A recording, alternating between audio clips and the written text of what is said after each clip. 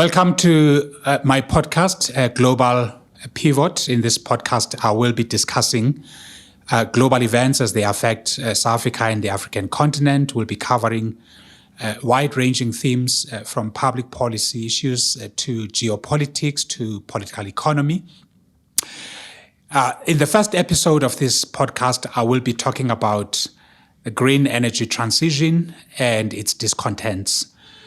Mainly focusing really on how the green energy transition affects the socio-economic structure of South Africa, especially since we know that the coal sector that is slated for the energy transition employs a large mass of unskilled and semi-skilled workers who are feeding households and who have to sustain livelihoods in marginalized communities.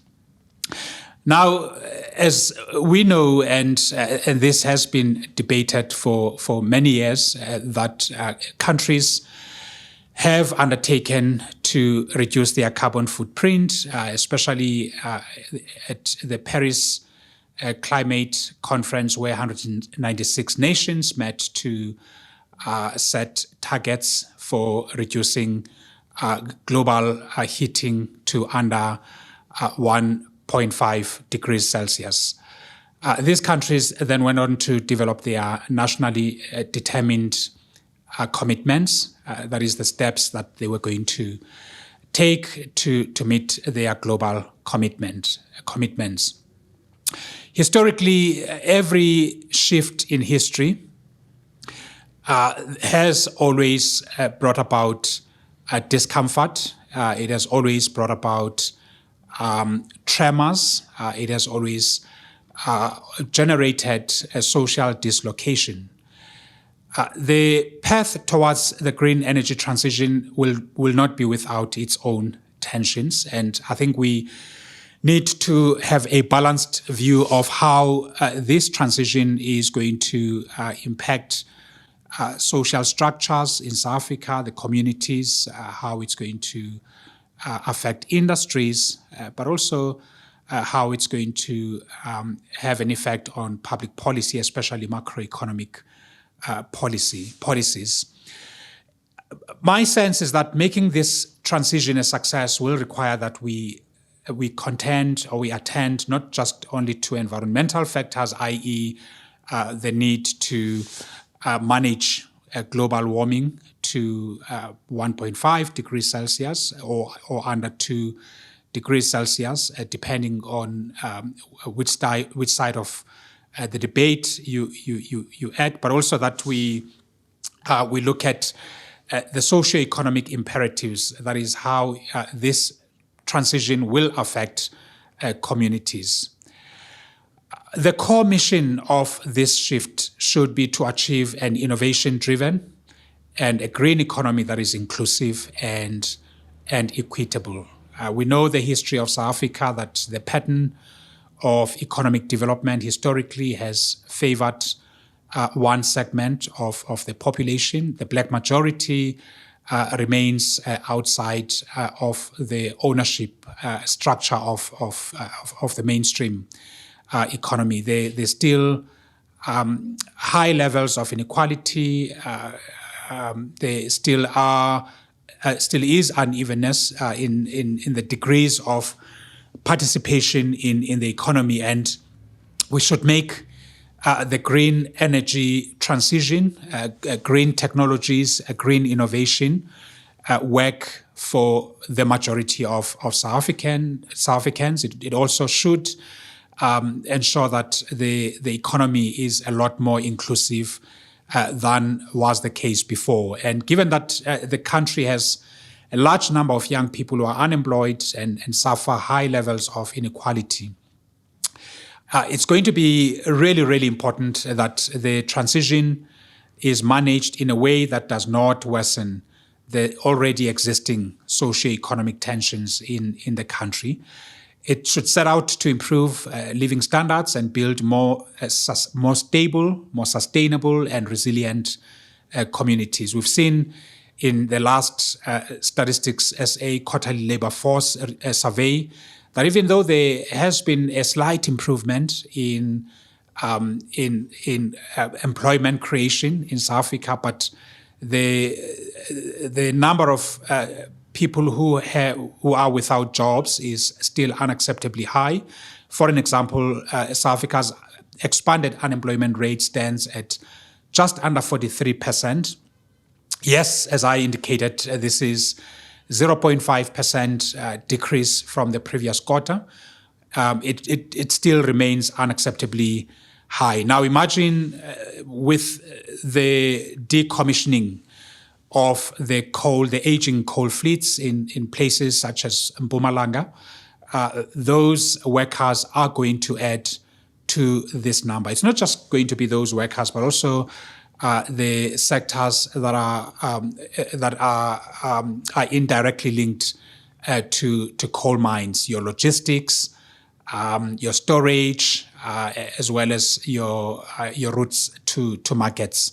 So there's a vast swathe of industry that will disappear over the next few decades as South Africa seeks to meet its global commitments. And we've got to have, as a country, a long-term plan on what we're going to do with those individuals, what we're going to do with those communities, especially given the high degree of dependency ratio in South Africa, which is 4:1. Typical households would have 4 unemployed people dependent on one individual who is employed, and this, without a doubt, will raise socio-economic or deepen socio-economic risks. Of course, the debate is polarized. You have, on the one hand, those who argue that the new jobs will be created on the back of the green industries, on the back of the green technologies. And that's the hope we have, because we want to build a society that has cleaner production processes, that has cleaner air, that is environmentally sustainable, but it should not be lopsided. So that's there's no debate, there's no question about the effects of climate change on environmental sustainability, on well-being. We saw the floods 2 years ago in places like KwaZulu-Natal and the devastation they caused for livelihoods. Small island nations are living on a knife's edge as they bear the brunt of climate change. Droughts are becoming a common occurrence on the African continent. So we do need to be sensitive to that and build our economy in the direction of green technologies, change our production processes, but we also need to pay attention to adaptation as well as to socio-economic imperatives. Now, the other layer that is, of course, I mean, on the other side, there are fears that once we make the leap to the green economy, this transition, we undertake this transition, we decommission the coal-based power plants, we shift the industrial structure to become a lot more cleaner, that everyone will forget about the marginalized. And these comprise largely of Black youth, many of whom have never seen employment in the past. They are not skilled for knowledge-driven economy, and it's a long-term plan to build such a knowledge-driven economy, such a digitally driven economy, an economy that is largely powered by green technologies. And we have immediate challenges with our young people who are without employment, as well as, of course, those who are in coal sector jobs. So we've got to build a bridge. We've got to reconcile these diverse and contending pressures on our society, on the economy, and on the public sector. And perhaps another important factor in thinking about the green energy transition and what we ought to do from the public policy point of view is to consider energy security. Because we don't have, no country in the world has a utility scale battery technology. The renewable energies, your solar and wind, are only effective if there is sun and wind.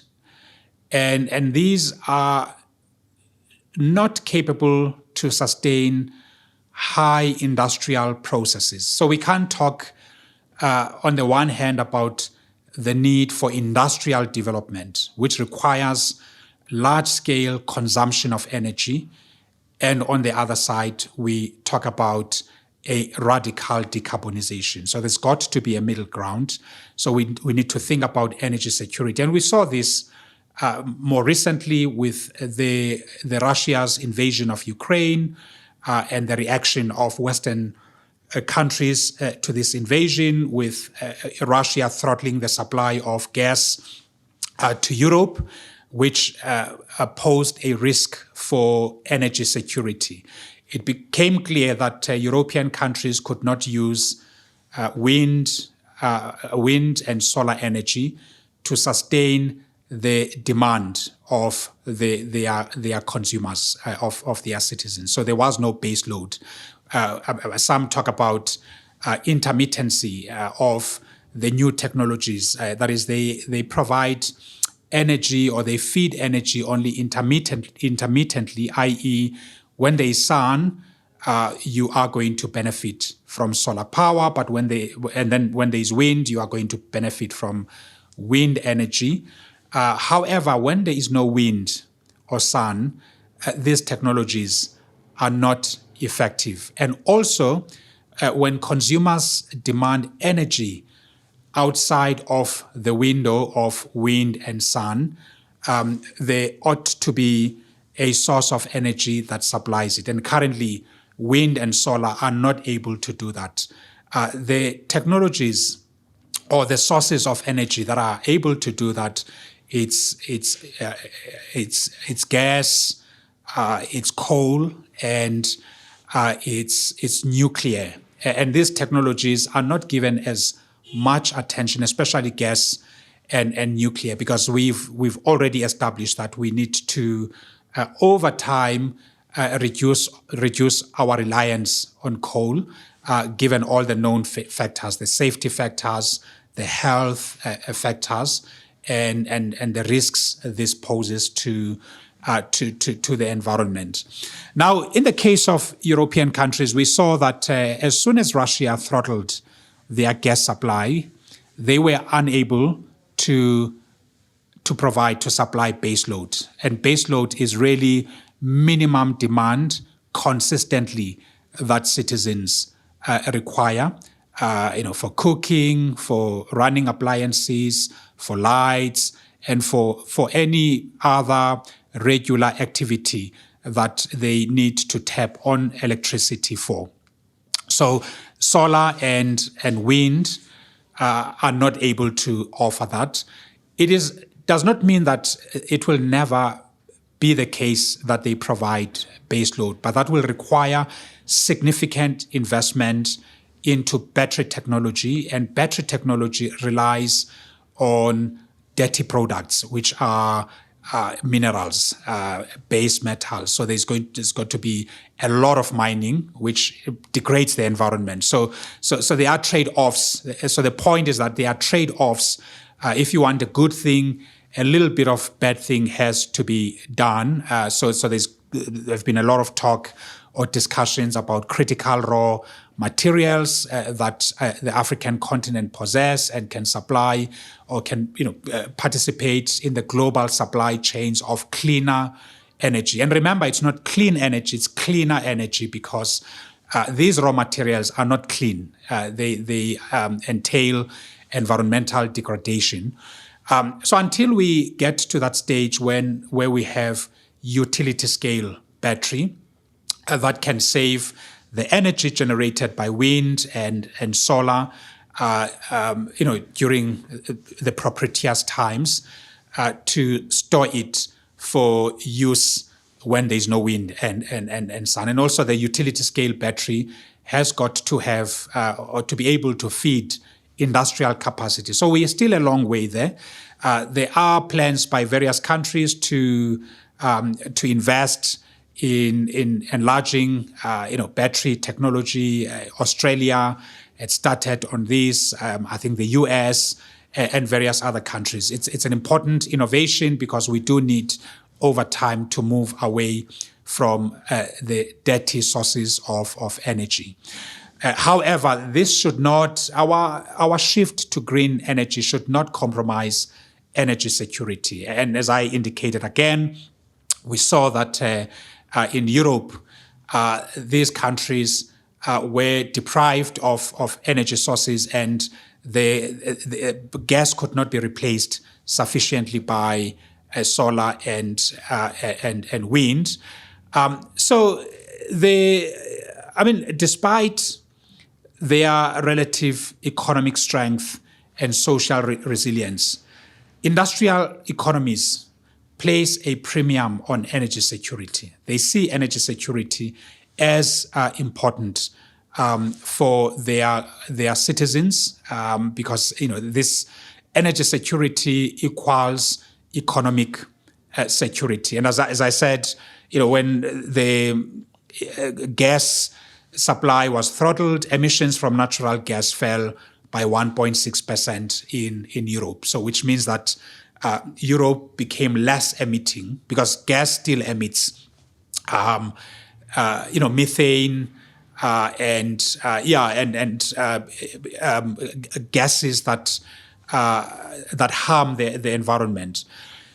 Despite the fact that emissions were lower in Europe by 1.6% during the year, especially towards at the end of 2022, there was no celebration of this positive outcome for the environment. Instead, it raised panic, right? So it raised panic, and European countries started to buy coal from Colombia, Australia, and South Africa.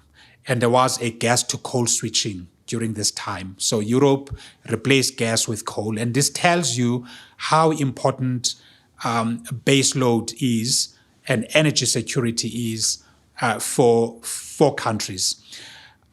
Of course, I've got to state this, that there's no permanence in this reliance. It's a reaction and it's transitional. We are aware that Europe is committed to undertaking this energy transition, and more recently, Europe has formulated, a Green Industrial Policy Act in response to America's Inflation Reduction Act, to pump investments, to provide subsidies, to give tax credits to companies within Europe that are investing in green technologies. So this is not to say Europe is going back to coal. It's not going back to coal, but it saw a need to use coal to respond to the challenge of energy security. And that's the argument some in South Africa are making, that coal is still important for energy security. We've got to manage decarbonization in a gradual way rather than in a severely disruptive way that could put jobs at risk and put energy security at risk. Now, there's a lot that can be said about how we got to be where we are as the world, where we talk about the high levels of emissions and global warming that triggers all these problems associated with droughts and with floods, and in African countries, conflicts, because Now you have contestation over, resources, grazing land, migration patterns, etc. I think it's important to state that historically and cumulatively, since 1850, the largest emitters in the world have been America, China, Russia, Germany, and the UK. So these are the countries that bear significant responsibility for high levels of global warming. They're the one who've got to pay the price for a shift that they want developing countries to make in the composition of their energy profile. It's interesting that three of these countries, that is Germany, the UK, and the US, are leading the Just Energy Transition initiative, which seeks to nudge South Africa to decarbonize rapidly. My view is that these countries are doing well by supporting the Just Energy Transition. There are challenges with the composition of this transition investment pack, because these are loans. In the main, these are loans that the country will need to pay back in the future. There are some grants, there are some state credit, there are some credit guarantees, but in the main, these are loans that future generations of South Africans will need to bear and to pay back. And this assumes, of course, that the country will have the macroeconomic capacity to pay back these loans. And arguably, the increasing reliance on green energy will not see growth shooting up because these technologies are not suited for industrial development. So we are going to see South Africa's growth still at low levels, possibly between 1.5 to 2.3, but never breaching your 5% on the back of green energy technologies. So we've got to be careful that we don't heavily rely on renewable energy. They are important. They are a great source of energy, and they help us to transition away from coal reliance. But there are also other technologies or other sources that may play a pivotal role in balancing energy supply in South Africa, such as gas as a transitional fuel. And we don't have immediate access to large gas resources. So we're reliant on our neighbors, your Mozambique in the main. And South Africa, therefore, should think about nuclear, should plan for nuclear technology, because it does provide base load. Nuclear does provide base load, and it's a cleaner source of energy. There are questions about safety, but the new generation of nuclear technologies are a lot safer than the previous generation. But this will be a subject for another podcast. So to conclude this, I think it's important that as we march towards the brave new world of green technologies, we must ensure that those left behind and trapped at the bottom of the old industrial economy are the major beneficiaries of the new economy. Historically, many sectors of the economy in South Africa have been owned predominantly by a white minority. There's unevenness in the patterns of wealth distribution in the economy, and there are dangers that these could be replicated in the new world of green energies, because the truth is that South Africa is not a technology supplier and developer. It imports these components. It imports solar panels. China has, I think, over 80% global market share of solar panels. The wind turbines come from Denmark, Spain, and other countries, advanced industrial economies. So South Africa absorbs, imports these and externalizes or exports for foreign exchange. So it doesn't earn foreign exchange from these technologies.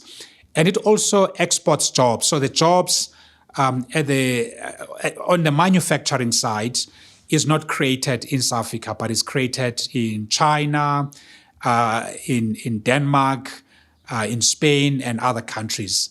And we absorb these technologies. So South Africa needs to think about how to take advantage of this green energy shift to plan for a different industrial economy where the existing state-owned enterprises such as Eskom can participate actively in knowledge development or through venture. Through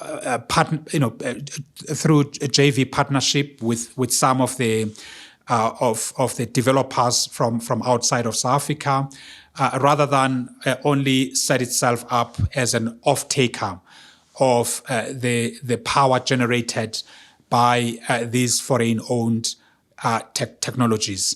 So I think this is going to be important, but most critically, we just cannot ignore the socio-economic issues and risks related to energy security that are staring at our faces.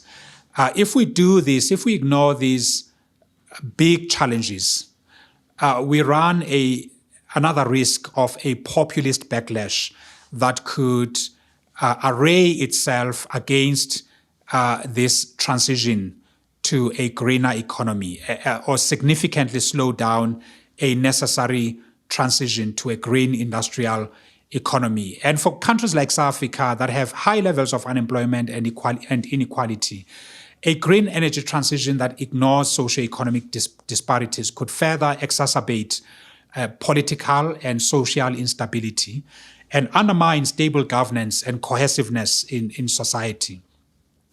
So what I am saying really is that reducing the density of coal in our energy profile must allow us to build back better, to give dignity to marginalized communities, boost local capacities, and diversify the ownership structure across the value chain.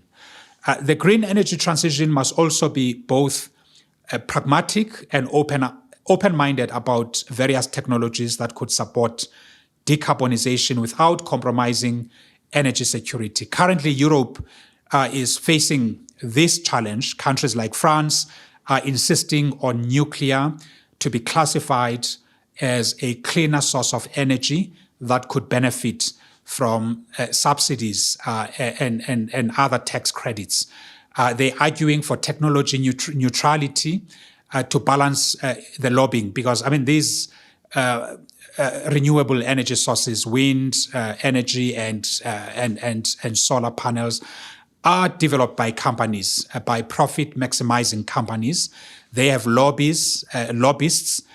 They want countries to think of nothing else but only of these two technologies, when there are also other cleaner sources such as nuclear, which will broaden competition and possibly lower or depress the costs of these technologies further and make them accessible.